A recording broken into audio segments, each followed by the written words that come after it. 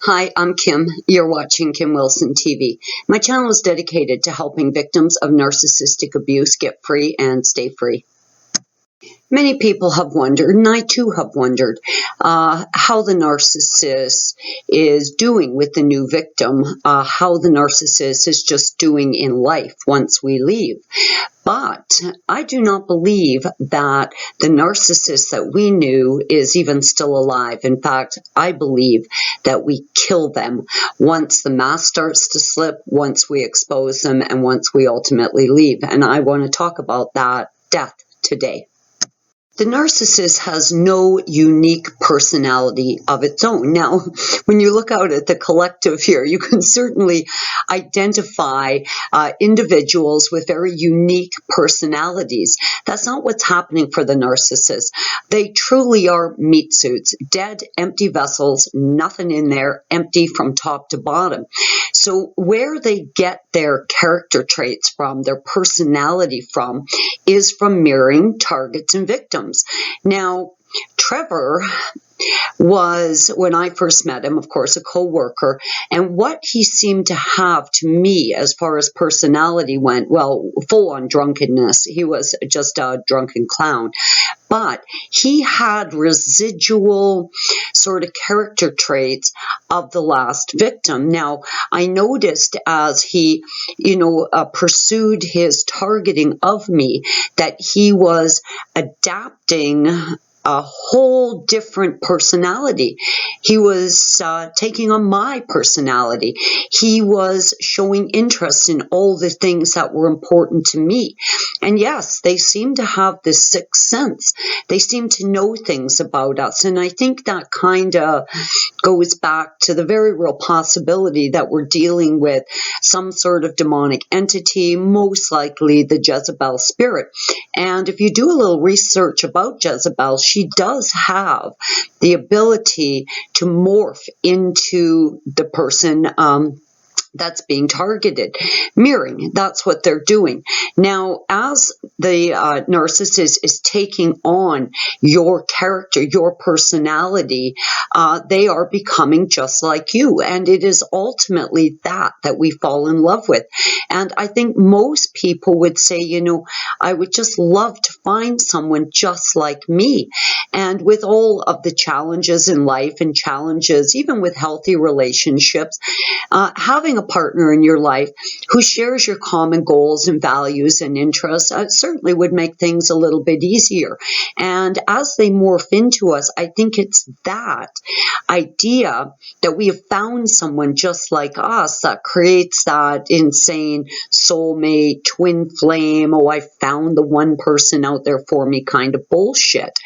But what they've done is just mirrored you. So there is no defined personality or character that resides in the narcissist, just an empty void. They become the object of their desire. They become the supply they need. Now, I had come and gone several times, well, many times, maybe 7 or 8, throughout the 5 years with Trevor.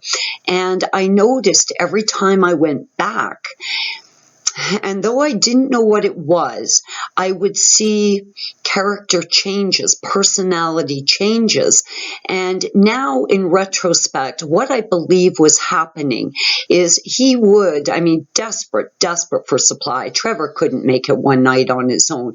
He constantly needs, to recruit a member from the narc harem or, well, typically that's his easy way out. So that was always where he went.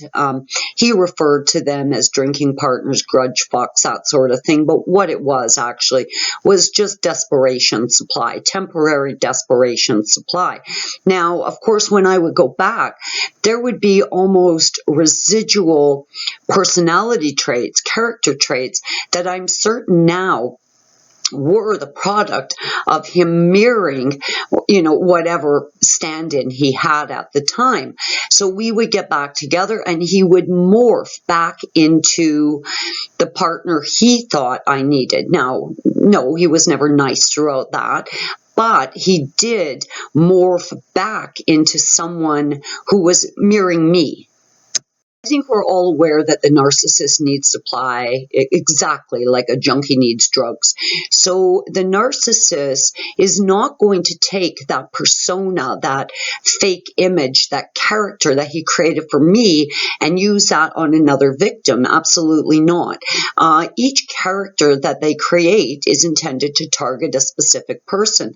So when I would leave, he would then, go through his Rolodex file in the of the narc harem, pick a potential temporary victim source of supply, re-mirror it because it knows its MO. It's gone back to these members of the narc harem many times in desperation. And I believe then when I'd go back, I'd be seeing kind of a combination personality. There'd be residuals of the temporary supply he'd been trying to mirror. Then I'd see residual of him trying to mirror me. And there was kind of this transition period. Now, I also noticed when I was gone for an extended period of time, maybe several months, when he would hoover me back in, there was definitely a lot of residual personality traits there. It was almost as if the persona, the character he had created for me would die every time I would leave, got that right out of himself, and then on to try and fill that empty shell with the mirroring of another person. Many people have asked, is my narc happy with the new victim? I truly believe that when the mask started to slip, when we start to expose them and we ultimately leave them, we kill them. We literally murder off the fake character they created for us, thus creating the empty shell again, allowing for them to kind of fill up on the mirroring of this new target.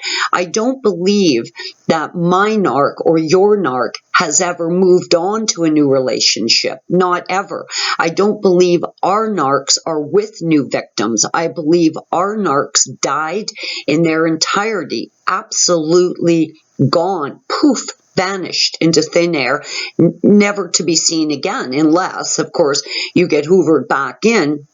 And then, of course, you're going to see that residual, that remainder of the mirroring that they did for you. But I don't believe that Trevor, as I knew Trevor, as I understood Trevor, or as Trevor presented to me, ever moved on to anyone else. I believe that Trevor, as presented to me, died, absolutely gone. And then the empty shell would target a new victim, fill up on the new victim, become the new victim, identity theft, assuming this person's interests and hobbies, and then create a new person, absolutely new person, not at all the person I was involved with. I think that's why in all cases, when someone is hoovered back, the narcissist is much, much worse than they left. I don't think they're ever able to fully recreate the person they presented to us. Bits, pieces, a bit of residual, but never that complete person again, because I was introduced to a complete person. And I'll tell you, after the first time I left, I never saw that complete person again. With the narcissist's main fear being abandonment, of course, we all know they're forcing the abandonment down our throat. I didn't want to abandon Trevor, but was left with absolutely no choice. I had to leave or I was going to die in that mess. Though they force the abandonment, this is their worst fear. This is the ultimate narcissistic injury. Their frail, shallow, weak egos simply cannot stand this. It is far too painful, and I absolutely believe that they kill off the narcissist that we knew and reinvent and recreate simply to mirror the new victim. So your narc is neither happy, doing well, doing badly. I do believe your narcissist, my narcissist, is dead. Once the fake person they created for us is exposed, they no longer have a use for it. We've killed it in part and they've killed it in part and it's dead. I'm Kim. You're watching Kim Wilson TV.